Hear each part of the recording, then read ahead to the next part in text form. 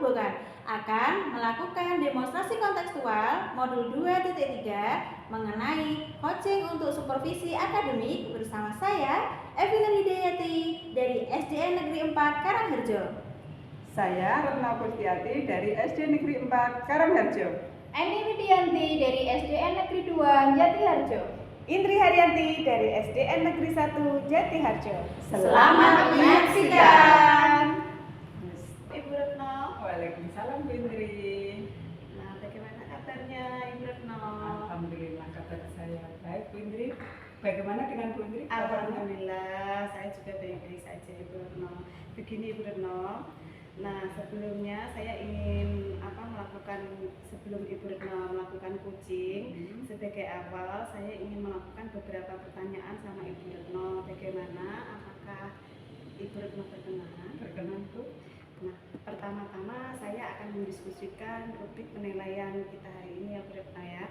Baik Bu, pada coaching hari ini, coach dan coachee akan saya amati dan saya nilai sesuai dengan rubrik penilaian, yaitu apakah sudah sesuai dengan alur tirta atau belum. Nah, kemudian bagaimana Ibu memberikan pertanyaan yang berbobot kepada coachee, dan juga bagaimana coachee memberikan respon atas pertanyaan dari coachnya yang akan Ibu kenal tadi, coaching ya.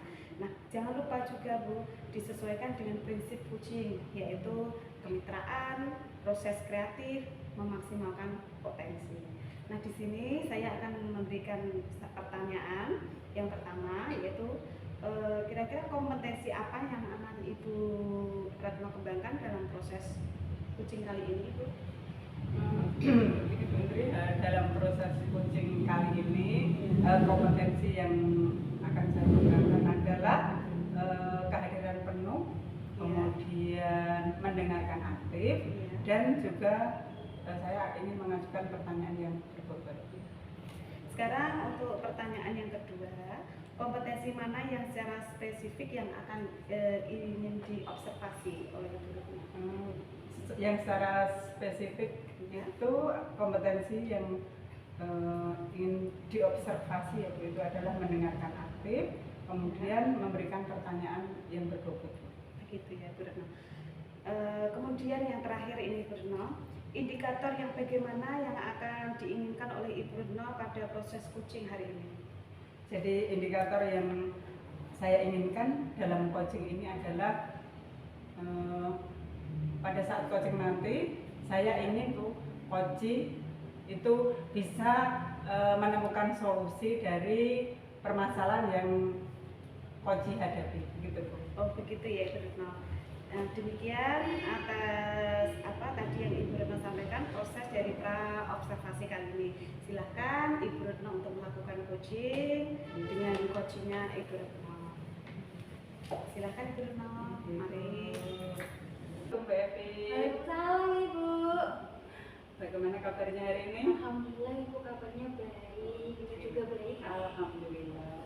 Oh ya Bu Evi, kalau tidak keliru kemarin itu Bu Evi ingin menyampaikan sesuatu hal untuk berdiskusi dengan saya. Betul begitu? Ibu, betul. Memang saya tuh ingin berdiskusi dengan Ibu mengenai permasalahan yang saya hadapi Ibu. Jadi sebelumnya saya juga mengucapkan terima kasih karena Ibu sudah meluangkan waktunya untuk bisa mendengarkan keluh kesah saya nanti. Jadi saya ucapkan terima kasih. Bu Evi, terima kasih ya, ingin berbagi cerita tentang permasalahan yang Bu Evi alami ya. Apa yang bisa saya bantu untuk mengatasi permasalahan dari Bu Evi? Iya ini Bu, jadi kan saya punya kendala nih Bu yang mengganjal di hati saya.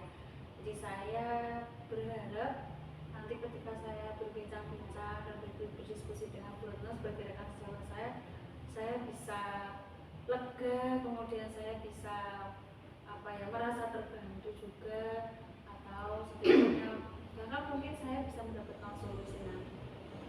Oke, semoga saja bisa Ibu. Saya membantu memberikan mengatasi permasalahan dari Bu Evi. Sekarang coba ceritakan kepada saya Bu, apa yang mengganjal atau yang menjadi permasalahan dari Bu Evi itu. Gini Bu, saya tuh ada perasaan sedikit kecewa, mengganggu diri saya gitu Bu. Oh, Rasa kecewa gitu Bu. oh begitu. Iya. Apa yang membuat kecewa Bu Evi? Begini, kemarin kan saya melakukan asesmen formatif nih Bu terhadap siswa saya. Tapi setelah saya koreksi hasil tes formatif tersebut, saya menemukan banyak siswa yang nilainya tuh rendah Bu, tidak mencapai apa ya, tidak mencapai hasil yang sesuai gitu. Jadi itu ada kekecewaan tersendiri di hati saya. Bu. Apakah itu dikarenakan dari cara saya mengajar yang keliru, yang salah, ataukah ini sebab apa gitu? Saya jadi bingung juga. Oh, jadi itu yang membuat Bu Evi kecewa ya? Kalau berkenan Bu Evi, bisa menceritakan proses pembelajaran yang Bu Evi lakukan di kelas Bu Evi? Bisa Bu, saya tuh kalau di kelas tuh melakukan pembelajaran yang kooperatif Bu. Jadi saya tuh siswa saya berikan pembelajaran KPD, kemudian itu saya berkelompok, mereka berdiskusi, kemudian mempresentasikan hasil dari diskusi yang mereka kerjakan secara bersama-sama, kemudian juga saling tanya jawab tentang hasil diskusi yang mereka presentasikan tersebut Bu. Namun di sisi lain tuh Bu, pemberian tes formatif tersebut itu apa ya Bu, menurut saya tuh masih banyak siswa itu yang rendah gitu Bu, yang nilainya tuh tidak sesuai harapan. Oh, gitu. Iya. Nah, berkaitan dengan apa itu permasalahan itu, apa yang Bu Evi lakukan untuk mengatasinya? Biasanya saya itu menyuruh murid-murid saya yang rendah itu Bu, yang nilainya rendah itu untuk mengulang lagi materi tersebut, kemudian mempelajari lagi agar lebih memahami lagi apa yang belum mereka mengerti Bu. Jadi kalau mereka masih belum mengerti, saya akan menjelaskan. Setelah Bu Evi melakukan hal tersebut, bagaimana respon mereka atau solusi yang Bu Evi berikan? Apakah adakah hambatan-hambatan? Iya Bu, setelah saya memberikan perintah tersebut atau memberikan arahan tersebut, sebagian besar anak-anak itu juga mengikuti arahan. Mereka melakukan pembelajaran ulang materi tersebut. Namun itu Bu, ada beberapa siswa yang masih kesulitan menghubungkan konsep, mengkoneksikan konsep satu dengan yang lainnya itu. Iya Bu Evi, jadi bisa saya simpulkan ya, jadi siswi Bu Evi itu sudah mulai mencoba memperbaiki kekurangannya dengan mempelajari materi apa itu, namun terkendala dalam menghubungkan konsep materi. Kira-kira Bu ya, apa yang menyebabkan mereka itu sulit untuk menghubungkan apa itu pemahaman konsep satu dengan yang lain? Apa ya Bu? Menurut saya kemungkinan karena siswa tersebut itu masih kurang dalam memahami konsepnya Bu, konsep dasar materi tentang sebelumnya dan gaya belajarnya itu Bu, yang menjadikan mereka tuh agak terkendala gitu Bu. Apa yang Bu Evi lakukan untuk memastikan bahwa murid-murid itu memang masih kurang memahami konsep-konsep dasar? Apakah dipengaruhi oleh gaya belajar? Saya melihat dari hasil jawaban yang saya analisis ya Bu ya, sebagian besar murid itu salah dalam menggunakan konsep-konsep dasar, sehingga jawaban yang mereka yang mengarah pada keterhubungan antar konsep itu masih kurang tepat atau kurang sesuai dengan yang diharapkan. Lalu bagaimana dengan faktor gaya belajarnya Bu Evi? Saya melihat itu Bu, kecenderungan siswa-siswa yang nilainya rendah itu ini lebih suka itu Bu, menggambar gitu Bu. Iya. Baik Bu Evi, saya tertarik dengan apa itu penjelasan Bu Evi mengenai apa konsep dasar dan kecenderungan murid Bu Evi yang suka menggambar. Lalu solusi apa yang Bu Evi pikirkan untuk membantu siswa mengatasi masalah yang mereka hadapi Bu Evi? Apa ya Bu? Saya ini Bu, saya karena sepertinya mereka itu masih kurang menguasai konsep dasar, sehingga saya itu menerapkan pembelajaran dengan cara scaffolding Bu. Di coaching dan juga menerapkan dengan proses saya. Jadi sebagian teman mereka yang sudah menguasai konsep itu saya jadikan proses saya untuk mengajari teman-temannya yang belum memahami konsep. Gitu. Yang saya lakukan seperti itu. Benar Bu Evi, saya sepakat nih. Karena dengan scaffolding dan tutor sebaya itu akan membantu murid-murid dalam memahami pemahaman konsep ya. Ya, terutama dalam penguasaan dasar dan menghubungkan materi konsep.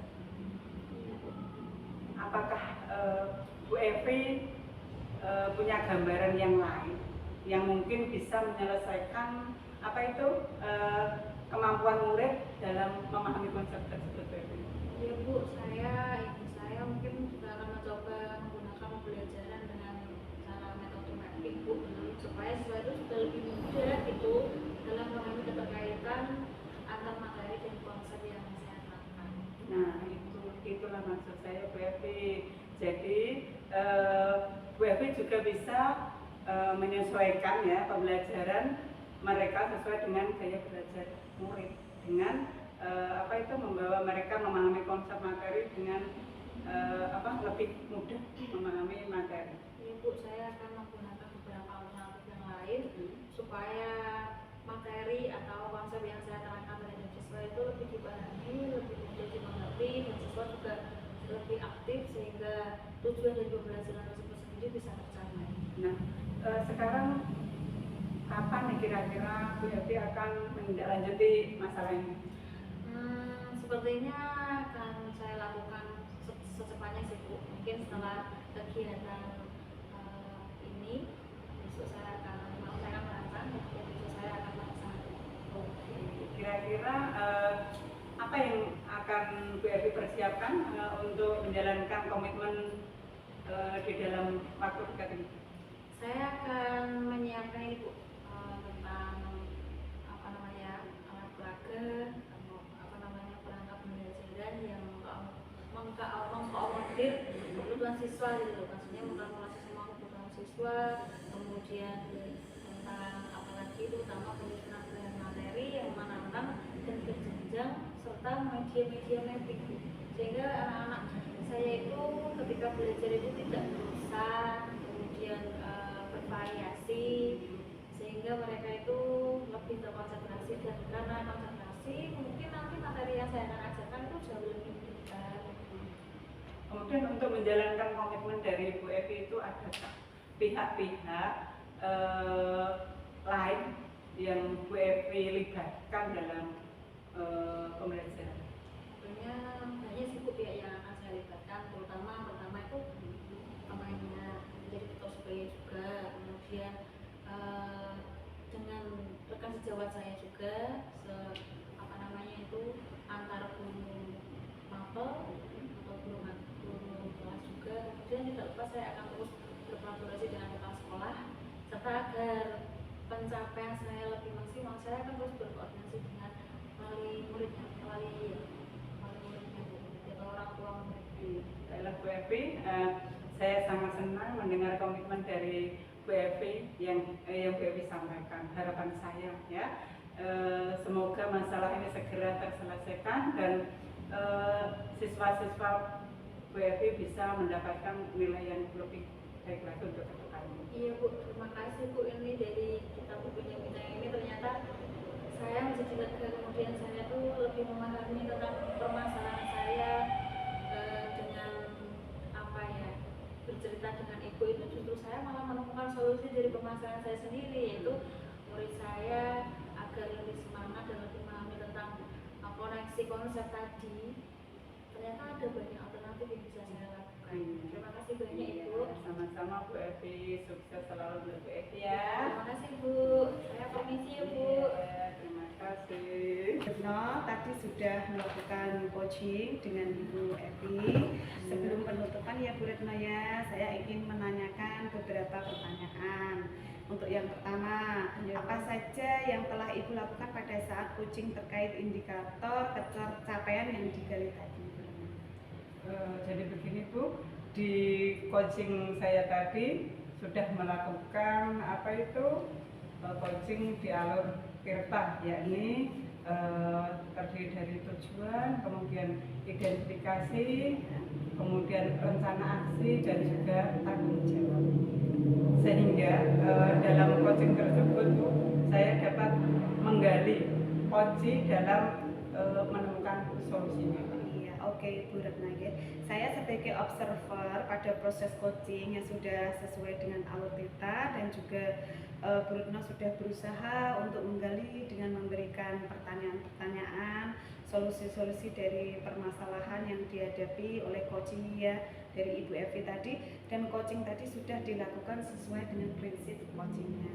Nah ini untuk yang pertanyaan yang terakhir ya Bu Retna, kompetensi apa lagi yang ingin dikembangkan berdasarkan hasil coaching yang telah dilakukan?